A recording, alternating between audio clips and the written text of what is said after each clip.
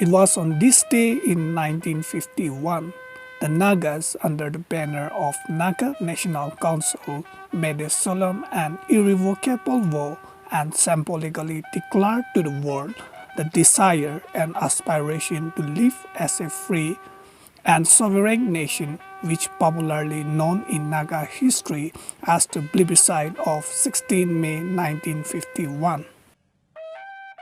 A remarkable feature of the plebiscite was the overwhelming 99.9% voting in favor of Naga independence, which stands as a testimony of the unity of the Nagas and at the same time served to express our continued affirmation of Naga independence of 14 August 1947. This collective truth demonstrates the moral and political consensus of the Naga struggle for self-determination and reiterates the uniqueness of Naga history and situation.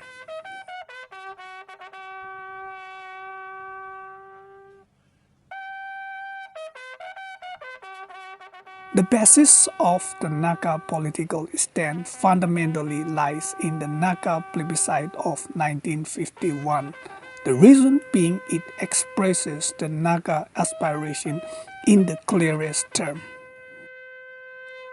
There has been Indian rhetoric time and again that only a section of misguided Nagas are fighting for freedom.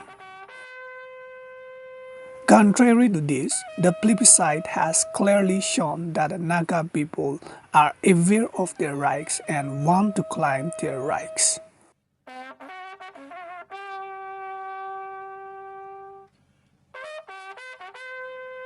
It was a political statement and declaration of our aspiration and that the Naga National Movement is a people movement for liberation.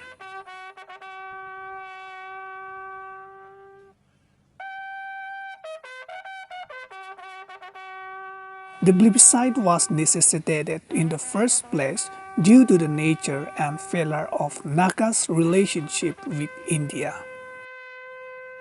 Our ancestors were honorable people and their words used to be their law. The British recognized their custom and treated the Nagas as honorable people. Despite several conflicts and agreements between the two, no written document was necessitated, and so we respected each other for what each was. But when the Indian leaders made the first agreement with the Nagas, they neither honored our customs nor their promises. Even after getting written assurance, that is 9-point agreement, Haitheri agreement, from the representatives of the government of India, a letter signed by Bortoloi and Haitheri themselves, the agreement never saw the light of day. Moreover, successive Indian leaders failed to uphold even the promises made to the Nagas by the most venerated leaders like Gandhi and Raja Gopalachari. These were extremely valuable lessons for the Nagas.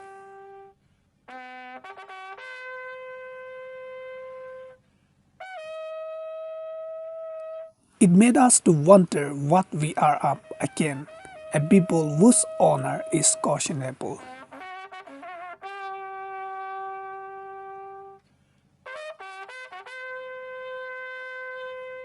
In short, the Nagas' experiences of betrayal and treachery by the leaders were educative.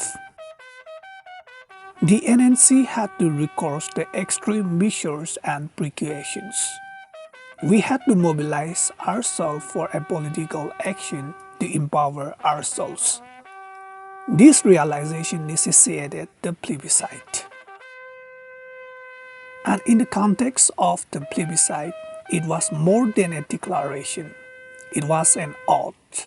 Some gave their thumb impression with blood. This was to show their utmost seriousness that it is a matter of life and death. It may be recalled that oath is the final judgment in our traditional context.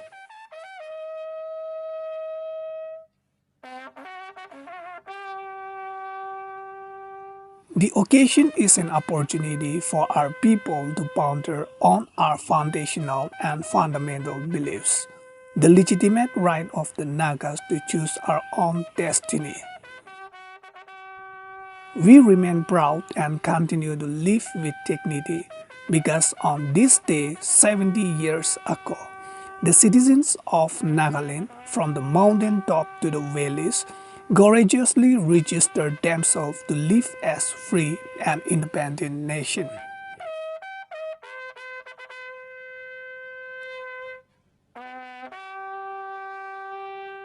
Today, Nagaland Plebiscite Day is observed as a reminder of the Naga people's struggle for self-determination. It is a day to remember those who lost their life in the conflict and renew the call for a peaceful resolution to the ongoing Naga issue.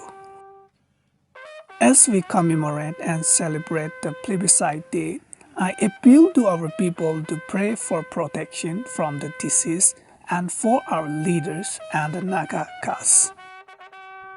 Let us pray that the Almighty God will protect us all and that we may emerge stronger, wiser, more united, more vigorous, and with more enthusiasm.